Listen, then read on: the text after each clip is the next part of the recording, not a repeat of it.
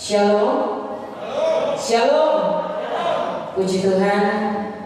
Selamat pagi, selamat beribadah bagi jemaat Tuhan yang berada di tempat ini maupun saat ini yang sedang bersama-sama beribadah online. Kita percaya lawatan Allah terjadi di tempat ini. Amin. Ada sukacita pagi hari ini. Kita akan bacakan di dalam Mazmur 97 ayat 1 sampai dengan 5. Tuhan adalah Raja, biarlah bumi bersorak-sorak, biarlah banyak pulau bersukacita. Awan dan kekelaman ada sekeliling Dia, keadilan dan hukum adalah tumpuan tahtanya. Api menjalar di hadapannya dan menghanguskan para lawannya sekeliling. Kilat-kilatnya menerangi dunia, bumi melihatnya dan gemetar.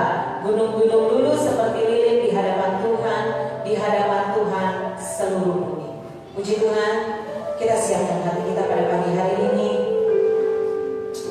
Kita akan menyembah Tuhan.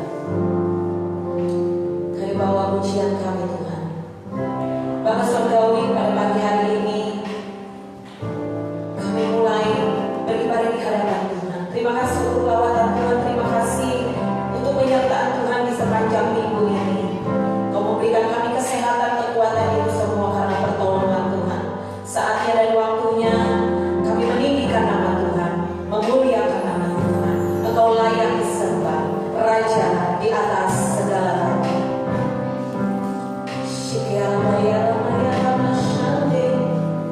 Haleluya. Kami menyembah Tuhan, Engkau layak disembah, Kau layak ditinggikan. Terima kasih, terima kasih. Haleluya.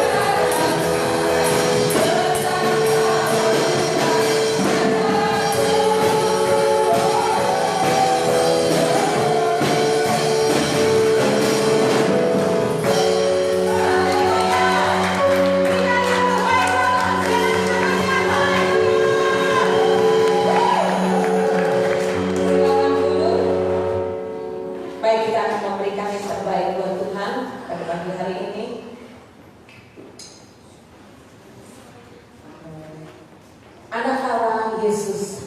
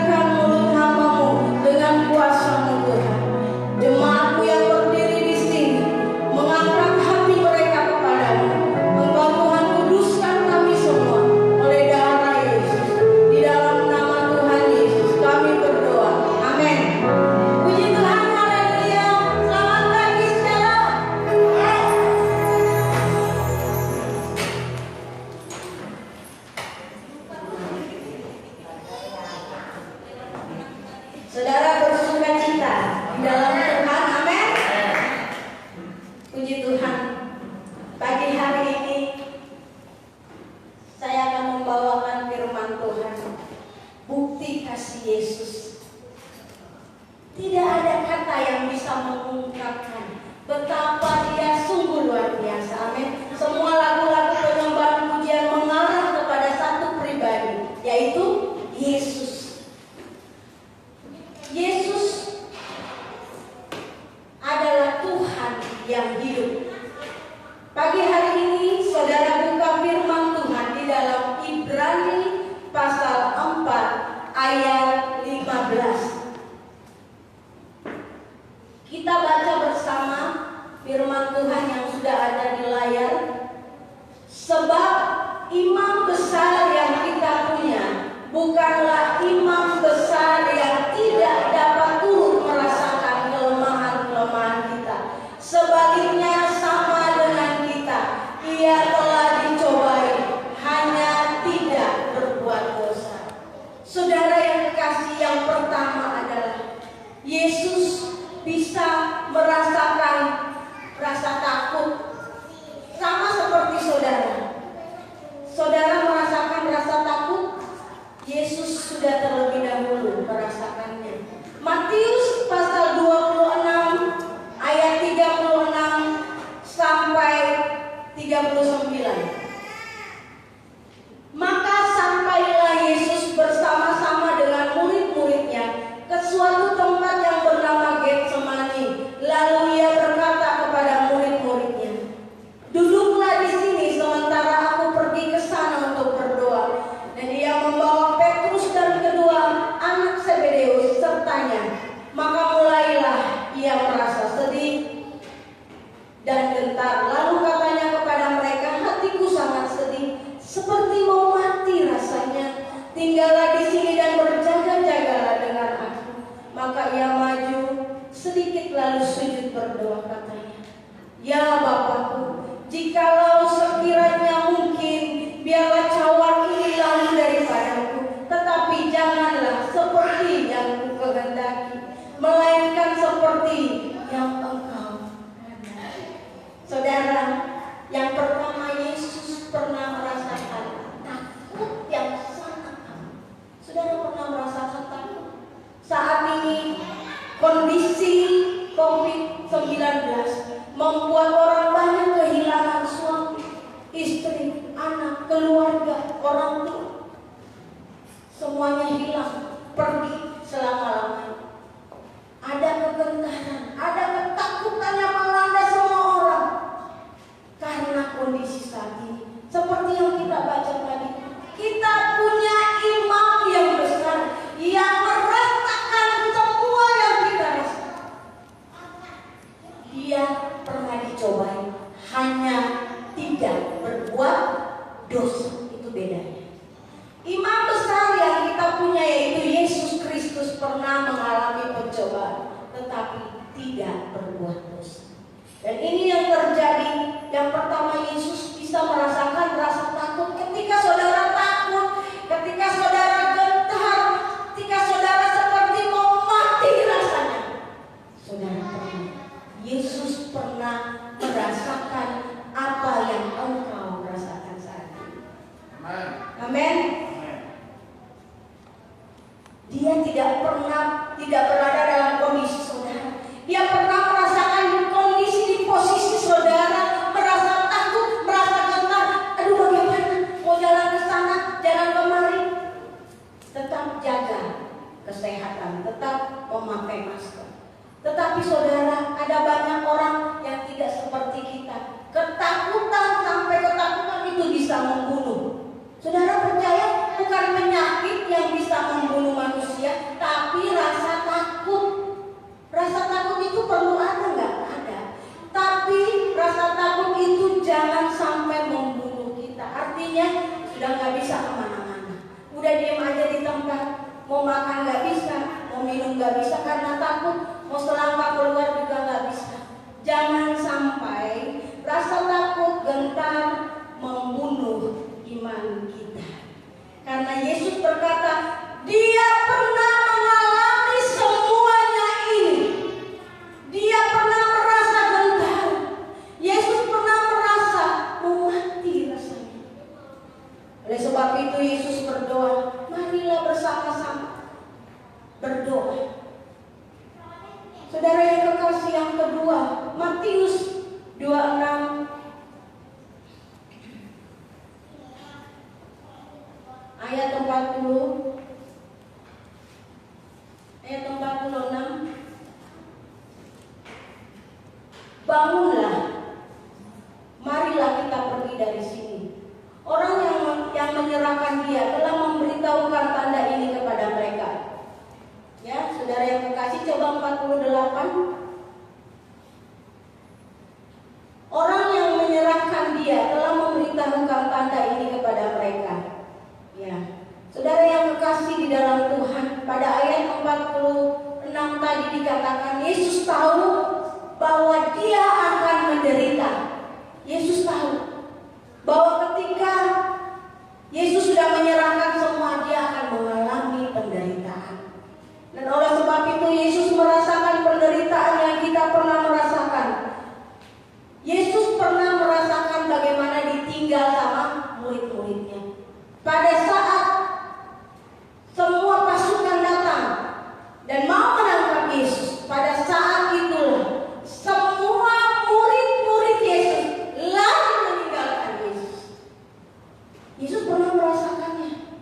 Bagaimana sahabatnya, muridnya makan bersama, tidur bersama, bersama-sama merasakan haus, merasakan lapar, bersama-sama bisa merasakan bagaimana gelombang pernah mereka alami bersama, angin ribut pernah mereka alami bersama.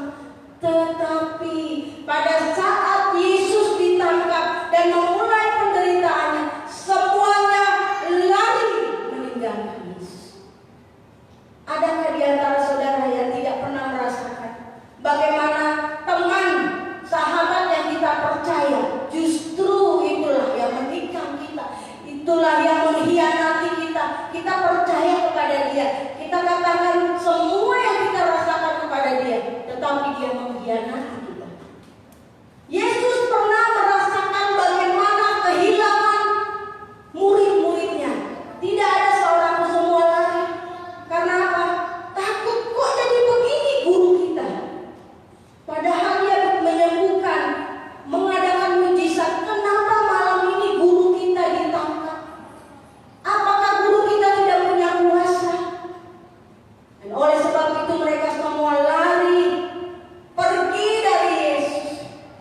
Yesus pernah merasakan bagaimana ditinggal oleh orang-orang yang dikasih. Mungkin saudara pernah mengalami orang-orang yang kamu cintai, yang kamu kasihi, pergi begitu saja. Ada banyak rumah tangga pada saat COVID ini, suami pergi meninggalkan istri, istri pergi meninggalkan suami, anak-anak pergi meninggalkan orang tua. Karena kondisi mereka tidak tahan dengan kondisi yang terjadi. Rumah tangga hancur karena kehilangan kepercayaan. Suami tidak percaya kepada istri, istri tidak percaya kepada suami, anak-anak tidak percaya kepada orang tua. Semua pergi meninggalkan. Dan apa yang saudara rasakan ketika orang yang saudara percaya meninggalkan saudara dalam kesusahan? Kalau saat kita berada di dalam kesuksesan, banyak teman. Orang itu datang kalau kita sukses, ayo mari, saudara, karena apa? Kita punya banyak uang, kita punya banyak relasi, kita punya banyak sekali pengharapan. Orang ini, wah, kalau saya sahabatan sama dia, pasti nih dia bisa tolong saya. Orang pada saat kita sukses, pada saat kita punya sesuatu, pada saat kita sehat, pada saat kita bahagia, banyak teman. Tetapi yang Yesus alami, dia ditinggalkan oleh murid-muridnya yang begitu dekat dengan dia. Siang malam tidak ada waktu untuk mereka berjalan. Yesus ditinggalkan begitu saja. Ketika saudara ditinggalkan begitu saja sama siapapun, saudara harus yakin Tuhan, engkau saja mengalami penderitaan ini. Berarti engkau tahu bagaimana membalut luka hati saya yang sudah mengalami masalah ini. Saudara, ditinggalkan itu merupakan hal yang tidak enak. Ketika kita lagi senang-senang sama seseorang, tiba-tiba dia pergi aja begitu. Nah, ingat bahwa Yesus sudah mengalami penderitaan yang saudara saat ini rasakan. Amin. Dia imam besar. Dan yang ketiga, saudara, Matius 26 ayat 48 yang tadi kita katakan, orang yang menyerahkan dia telah memberitahukan tanda ini kepada mereka. Orang yang akan kucium itulah dia, tangkaplah dia. Yudas adalah salah satu dari murid Yesus. Dia sudah dirasuki hatinya oleh iblis. Karena itu dia memberi tanda kepada pasukan bahwa ketika dia mendatangi seseorang dan mencium dia, itulah Yesus. Dan dia memberi tanda ini, orang yang kucium itulah dia, tangkaplah dia. Saudara, seperti yang saya tadi katakan, Yesus pernah dihianati, ya. Ketika kita lagi cinta, kita lagi bersemi, tiba-tiba kita melihat orang yang kita cintai berselingkuh, berkhianat dengan berbagai alasan. Kamu mah sudah tidak lagi menyenangkan. Tapi hati-hati suami istri, tidak ada di dalam pelajaran rumah tangga suami istri. Begitu udah tidak lagi manis, terus suami meninggalkan istri. Tidak ada. Karena apa? Tuhan sudah memberikan keluarga itu untuk disatukan di dalam satu pernikahan kudus. Oleh sebab itu, anak muda, sebelum engkau menikah, lihat baik-baik pasanganmu, jodohmu. Nanti jangan kau katakan sesudah menikah, kau bukan jodohku. Ketika mengalami masalah, sudah tidak bisa lagi. Ketika suami atau istri berada dalam masalah yang besar, mungkin dikhianati pasangannya, mungkin pasangannya berselingkuh karena istri sudah tidak cantik, tidak manis lagi. Ingat bahwa ketika engkau dikhianati, Tuhan katakan dia sudah pernah mengalaminya. Jadi saudara yang sudah dikhianati pasangannya, dikhianati bosnya, dikhianati oleh apapun, saudara harus ingat Yesus sudah pernah mengalami ini. Jadi terima saja dengan hati yang mengucap syukur. Jadi saudara yang terkasih di dalam Tuhan, padahal Yudas adalah orang yang paling penting di dalam ke-12 murid Yesus. Tapi Yudas mengambil keputusan untuk membuka celah bagi iblis. Kalau Yudas tidak membuka celah, tidak mungkin dia menerima 30 keping perak. Tetapi dia berkata dalam hatinya, ini adalah kesempatan untuk menerima uang. Jadi Yudas adalah bendahara di dalam perkumpulan murid Yesus. Yudas selalu kalau ada apa-apa, Yudas pergi beli ini, pergi beli itu. Jadi dia merasa bahwa wah, saya ini yang megang kas. Tetapi Yudas adalah seorang pencuri. Oleh sebab itu, ketika dia mau ditawarin uang, bahkan menyerahkan Yesus, dia mau. Karena dia sudah membuka celah bagi iblis. Dan itulah sebabnya Yesus tahu. Saudara pikir Yesus tidak tahu? Yesus tahu. Makanya Yesus berkata pada perjamuan terakhir, Yesus katakan, silakan lakukan apa yang menjadi rencana. Karena Yesus tahu sebentar lagi Yudas yang menjadi muridnya ini akan berkhianat kepada dia. Dan yang keempat, saudara, Matius 26 ayat 74. Matius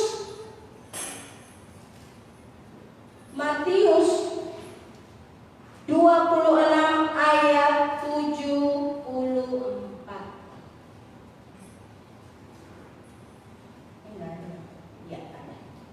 Maka mulailah Petrus mengutuk dan bersumpah, aku tidak kenal orang itu. Dan pada saat itu berkokoklah air. Saudara, siapa Petrus? Yang keempat ini, Petrus menyangka Yesus. Petrus adalah murid yang paling dekat. Apa Yesus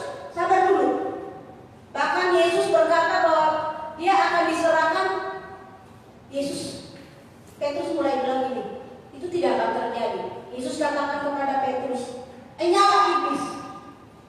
Karena pikiran Petrus saat itu, masuklah iblis dalam pikirannya.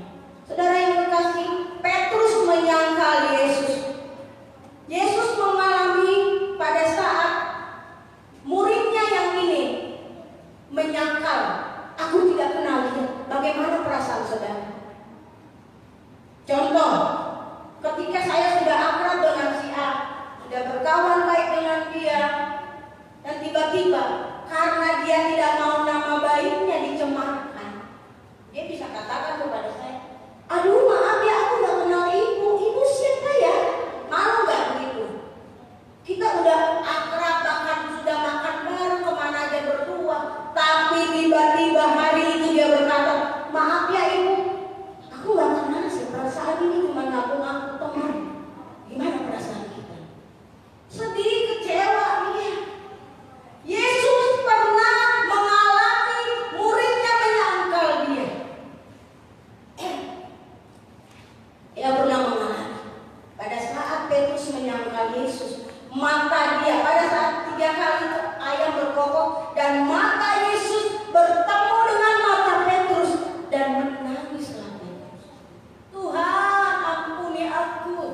Dia menangis sampai merata karena dia merasa dia sudah menyangkal guru yang agung, Yesus yang selalu bersama dengannya. Ketika saudara ada di dalam masa sulit dan orang tidak mau berkawan dengan saudara, orang tidak mau mungkin mempercayakan sesuatu kepada saudara, orang tidak mau berkawan bahkan menjelekan saudara, jangan sama dia ya, aku tahu dong masa lalunya begini. Saudara merasakan saudara sendirian.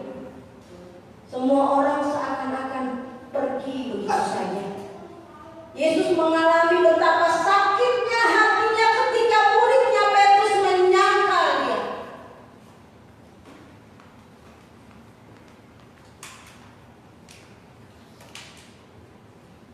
Bahkan bukan main-main, Petrus mengutuk. Saudara kalau kata kutuk itu, dan bersumpah, wah ini 2 hari sudah kutuk, sumpah lagi. Jadi hati-hati ibu bapak, kalau kita marah sama anak jangan kutuk, udah kutuk sumpah lagi. Kutuk kalau jadi tikus, itu bagaimana? Saudara kalau kita marah jangan melepaskan kutuk. Lah kalau kelakuannya kayak tikus, dulu kita.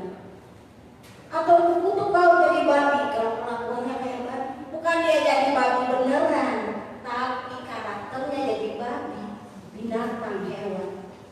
Jadi kalau mengutuk, mending mengutuk iblis aja. Yang kita kutuk itu setan. Setan terkutuklah engkau, itu bagus. Tapi jangan kita mengutuk orang-orang yang berada di sekitar kita, anak kita, mertua kita, menantu kita. Sudah kutuk, sumpah lagi. Aku bersumpah gak akan sejahtera kau. Tambah hari, tambah kere kau. Gak usah begitu. Orang juga punya masa depan. Jangan dikutuk, jangan disumpah juga. Kasihan, dia masih punya masa depan. Dan itulah sebabnya berhati-hati dengan perkataan kita. Saudara, saya berusaha melatih perkataan saya. Kalau saya sudah mulai naik sedikit tanduknya, mending saya ambil gitar dan nyanyi daripada saya mulai marah. Marah itu baik, tapi marah itu bisa buka celah untuk iblis masuk. Marah yang baik ini, jangan main di situ ya, nanti pecah. Ya udah selesai. Tapi marah yang sangat kelewatan sampai mengutuk, sampai segala macam keluhan, itu membuka celah bagi iblis. Ada roh marah, itu harus kita temui. Ada yang berasal dari kedagingan, ada yang berasal dari roh jahat. Jangan izinkan itu terjadi. Saudara yang terkasih di dalam Tuhan, ada 3 perbuatan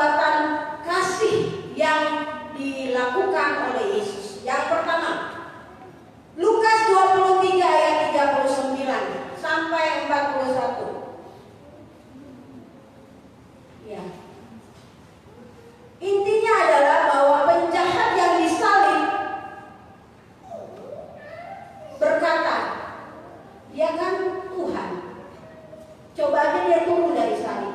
Tetapi penjahat yang lain berkata, kamu ngomong apa sih? Kita memang sama-sama jahat dan pantas menerima hukuman. Tetapi orang ini tidak bersalah. Yesus mengampuni penjahat yang ada di sampingnya, yang ada di sebelahnya. Yesus memberikan kemurahan hatinya. Saudara, Yesus mengampuni penjahat itu. Seharusnya Yesus marah, tapi dia tidak lakukan. Dan penjahat ini adalah orang yang pada saat itu menerima keselamatan. Amin. Pada saat dia berkata, Tuhan, ingatlah aku apabila Engkau berada di Firdaus. Hari ini juga Engkau akan bersama-sama dengan aku di dalam Firdaus. Saudara yang terkasih di dalam Tuhan, yang pertama, Yesus mengampuni penjahat. Itu bukti kasih yang dia lakukan. Yang kedua, Lukas 23 ayat 34. Lukas 23 ayat 34. Yesus berkata, ya Bapa, ampunilah mereka sebab mereka tidak tahu apa yang mereka perbuat. Dan mereka membuang undi untuk membagi pakaiannya. Saudara yang terkasih, Yesus mengampuni orang yang telah menyalibkan dia, orang yang telah membuang undi untuk pakaiannya, orang yang telah mengolok-olok dia. Yesus mengampuni mereka. Kuasa pengampunan akan memberikan kekuatan. Amin. Ketika orang mengolok engkau, bisa apa sih? Saudara berkata, Tuhan, walaupun orang mengolok saya, tapi Tuhan menghargai saya. Amin. Kita buat yang pahit jadi manis, kita sendiri yang bikin. Ketika orang mencerca kita, bisa apa sih kamu? Kamu suaranya begitu, tapi kita tidak tahu orang itu berdoa kepada Tuhan. Ketika orang mengolok-olok kita, kita mengampuni orang itu. Kita katakan, Tuhan, aku mengampuni orang yang mengolok-olok aku. Aku mengampuni orang yang mencerca. Selesai. Jadi kita tidak menyimpan kepahitan. Saudara yang terkasih, Yesus mengajarkan kita untuk mengampuni. Matius 6 ayat 12. Dan ampunilah kami akan kesalahan kami, seperti kami juga mengampuni orang yang bersalah kepada kami. Kenapa ayat ini harus ada? Ini doa yang diajarkan Yesus. Mau tidak mau, suka atau tidak suka, saudara harus mengampuni. Amin. Saudara harus mengampuni. Harus. Kenapa saudara mengampuni? Yesus bilang, dan dia memberi teladan bahwa dia mengampuni. Ketika kami lewat ke tempat di mana suami saya jatuh, kita sepanjang jalan itu kita melepaskan pengampunan. Kami melepaskan pengampunan untuk orang-orang yang ada di sini, yang sengaja menaruh tamu di sini, yang sengaja. Kami mengampuni orang ini dalam nama Yesus. Suamiku sudah mengampuni. Kami semua melepaskan pengampunan di situ. Kami berkata, Tuhan, jadikan tempat ini, kami menghancurkan kuasa roh jahat di sini. Jadikan tempat ini, orang-orang di sini bertobat. Jadi kita harus mengampuni apapun yang terjadi. Situasi juga gak menyenangkan, orang-orang juga gak bersahabat, banyak yang nyakitin kita, banyak yang gak peduli. Tidak ada alasan bagi saudara untuk tidak mengampuni. Amin. Tidak ada alasan, karena Yesus memberikan teladan. Amin. Yesus memberikan teladan. Kalau saudara katakan saya nggak bisa ngampuni, terlalu sakit,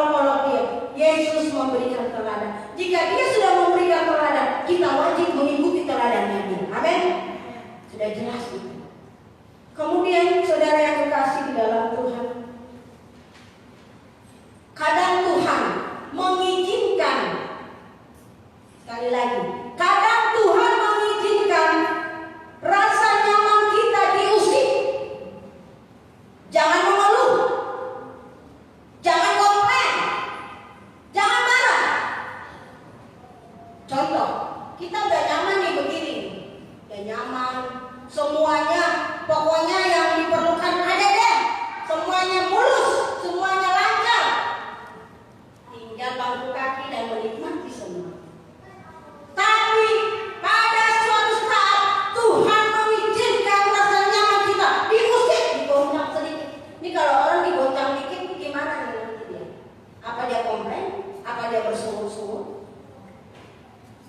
Tuhan izinkan rasa nyamanmu diusik supaya dia tahu hatimu sampai di mana. Amin. Hatimu sampai di mana mengiring Tuhan.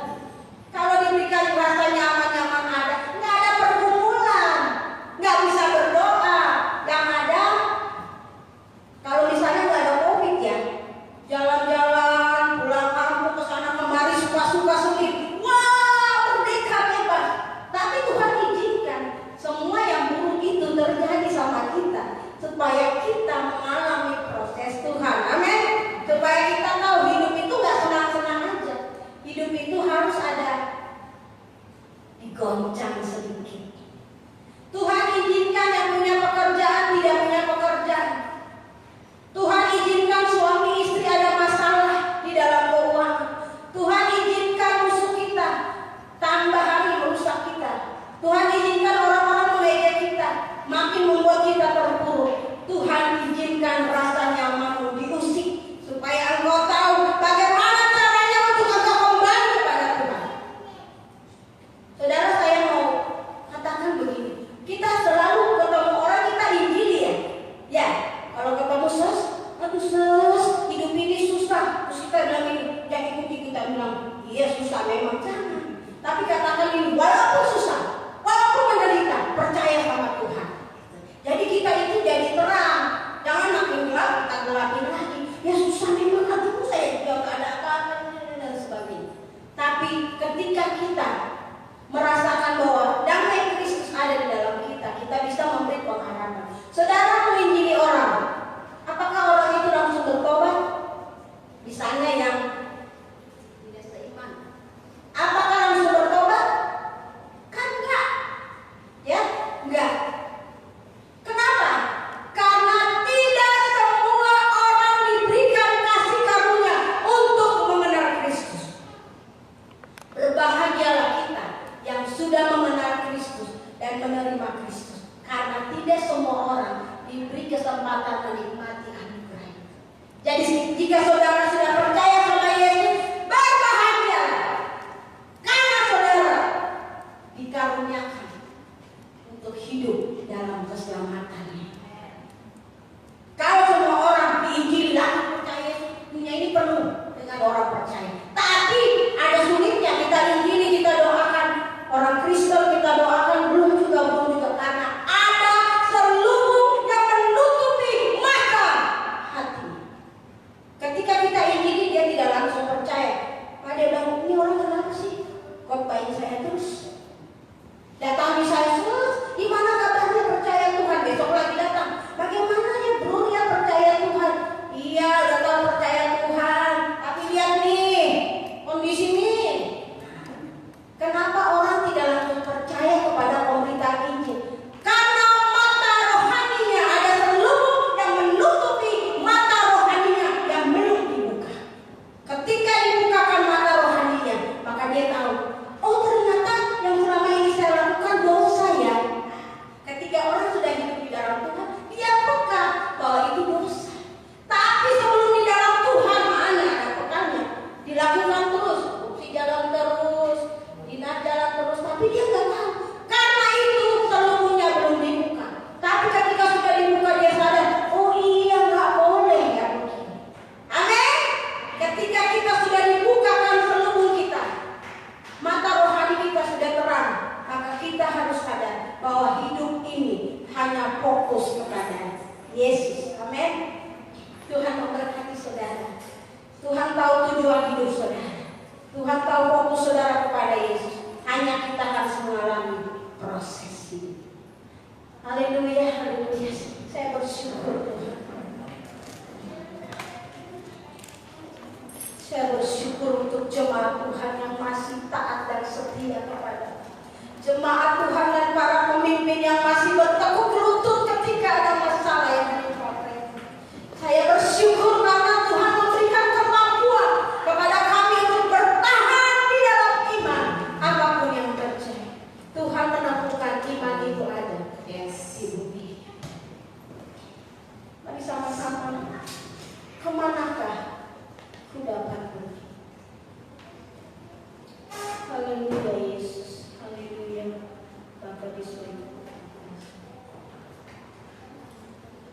Terima kasih Yesus. Terima kasih.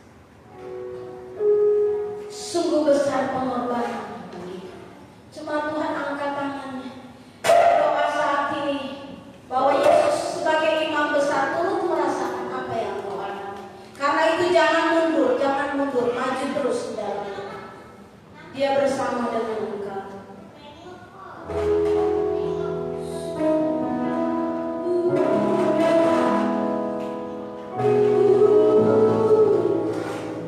Sungguh besar.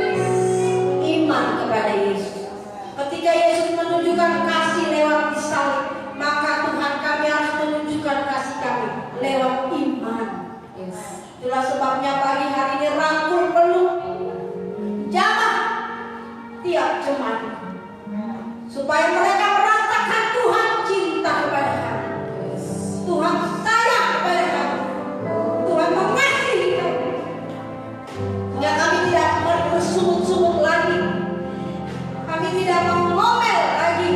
Kami tidak mau komplain lagi. Ketika masalah datang kami tahu Tuhan izinkan ketidaknyamanan terjadi supaya kami mengalami iman yang nyata di dalam pertumbuhan kami, di dalam proses hidup kami, di dalam pelayanan pekerjaan rumah tangga. Bangun setiap hati para leader, jadikan mereka kuat di dalam Tuhan. Setiap pemimpin, gembala kita, kami doakan kasih karunia Tuhan turun kepada kami, memulihkan kami untuk merasakan betapa Yesus sangat mengasihi kami dan tidak pernah sedetik pun meninggalkan.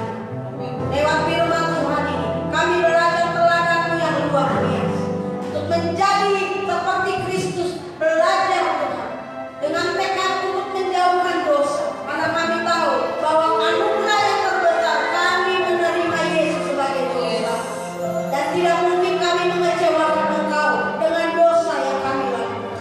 Oleh sebab itu berkati kami semua pada ibadah pagi ini. Kami bersyukur kepada-Mu untuk pemulihan-Mu yang terjadi di dalam nama Yesus. Amin. Tuhan memberkati.